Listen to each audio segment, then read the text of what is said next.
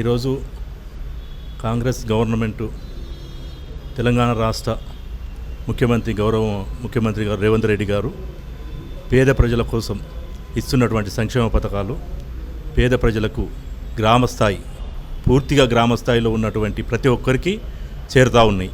గత ప్రభుత్వం చేసినటువంటి 10 సంవత్సరాల్లో పేద ప్రజలకు అన్యాయం జరిగింది. గవర్నమెంట్ కాంగ్రెస్ పార్టీ ఇస్తున్నటువంటి సన్నబియ్యం కావచ్చు, పెన్షన్లు కావచ్చు, అదేవిధంగా 200 యూనిట్ల కరెంటు కావచ్చు, అదేవిధంగా ఇలాంటి సంక్షేమ పథకాలు ఏవైతే ఉన్నాయో గత ప్రభుత్వం పాలకులు ప్రజలను విస్మరించారు. ఈ ప్రభుత్వం వచ్చినాక పేద ప్రజల ప్రభుత్వం ఇది. కాంగ్రెస్ ప్రభుత్వం అంటేనే పేద ప్రజల ప్రభుత్వం.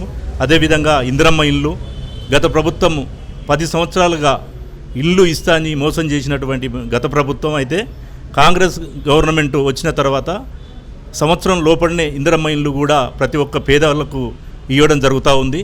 అందుకే గత ప్రభుత్వానికి ఈ ప్రభుత్వానికి చూస్తే పేదల ప్రభుత్వం కాంగ్రెస్ పార్టీ అంటారు. అదేవిధంగా సోనియా గాంధీ గారు, మా అమ్మ సోనియా గాంధీ గారు, రాహుల్ గాంధీ గారు ఏదైతే చెప్పినారో ఖచ్చితంగా తూచా తప్పకుండా ప్రజలకు ఏవైతే హామీలు ఇచ్చినారో ఆ హామీలు తూచా తప్పకుండా ఖచ్చితంగా పేద ప్రజల కోసం ఇచ్చేందుకు ఇంకా ముందుకు వచ్చే అవకాశం ఉంది. అదేవిధంగా ఇంకా కొన్ని సంక్షేమ పథకాలు ఉన్నాయి. అవి కూడా ఇంకా తొందరలోనే తీసుకొచ్చి ఆ ప్రజలకు అందే విధంగా చర్యలు తీసుకునే విధంగా కాంగ్రెస్ పార్టీ ముందుకు వస్తూ ఉంది. సన్న బియ్యము గతంలో దొడ్డు బియ్యం ఇచ్చేది. ఆ దొడ్డు బియ్యము అసలు తినలేని పరిస్థితిలో ఉండి ఆ బియ్యము అమ్ముకునే పరిస్థితికి వచ్చేది. అది అసలు తినేటువంటి పరిస్థితి కాదు.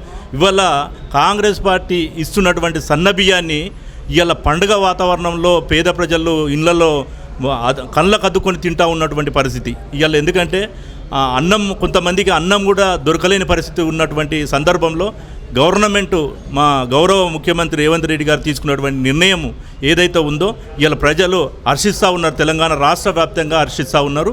దీన్ని ఖచ్చితంగా మేము ప్రజల దృష్టికి తీసుకెళ్తాం. ఇంకా ప్రజల్లో ఇంకేదన్నా ఉంటే కూడా దాన్ని ఖచ్చితంగా గౌరవ ముఖ్యమంత్రి దృష్టికి తీసుకెళ్ళి ప్రయత్నం చేస్తాం.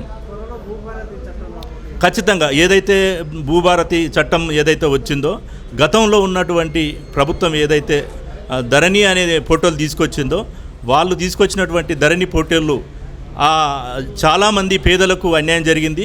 ఇప్పుడు భూభారతి ఏదైతే పోర్టల్ తీసుకొస్తుందో కాంగ్రెస్ గవర్నమెంటు దీనివల్ల పేదలకు అందరికీ న్యాయం జరిగే విధంగా ఈ భూభారతి ఉంటుంది అనేది మాత్రం చెప్పగలుగుతా ఉన్నాం.